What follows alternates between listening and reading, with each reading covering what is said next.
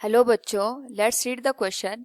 The input resistance of a transistor is 1000 ohm.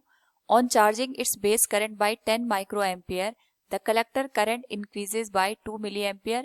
If a load resistance of 5 kilo ohm is used in the circuit, the voltage gain of the amplifier is. Here 4 options are given. Now, first of all, we will use here the key concept, which is the relation between current gain end voltage gain in a transistor.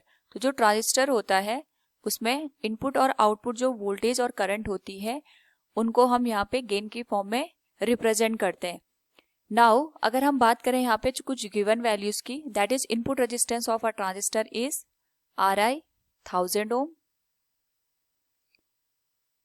Charging base current that is IB equals 10 microampere, that is minus 6 ampere. Collector current IC is 2 milliampere, 2 into 10 raised to power minus 3 ampere. Load resistance is 5 kilo ohm, 5 into 10 raised to power 3 ohm. Now we have to find out the voltage gain. तो जो voltage gain होता है it is output voltage with respect to input voltage का ratio होता है. अब इस particular case में अगर हम AV की वैल्यू को यहाँ पे फाइंड आउट करें तो आउटपुट जो वोल्टेज होती है वो रेजिस्टेंस और यहाँ पे जो करंट है उसके टर्म में अगर हम लिखें it will be output current into output resistance R0 divided by input current multiplied with input resistance.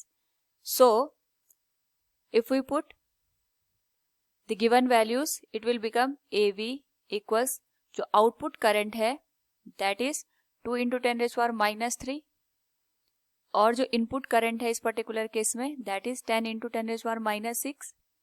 Output resistance is 5 into 10 raised to power 3 और जो input resistance है it is given as 1000. तो अगर हम यहाँ से वैल्यू को calculate करें 1000 से 1000 कैंसिल हो जाएगा एंड यहाँ पे 5 इंटू 2 10, 10 से 10 कैंसिल हो जाएगा. Now the value will be 1000. So from the given option हम देखें option C will be the correct answer. Hope all you understood it. Thank you and best of luck.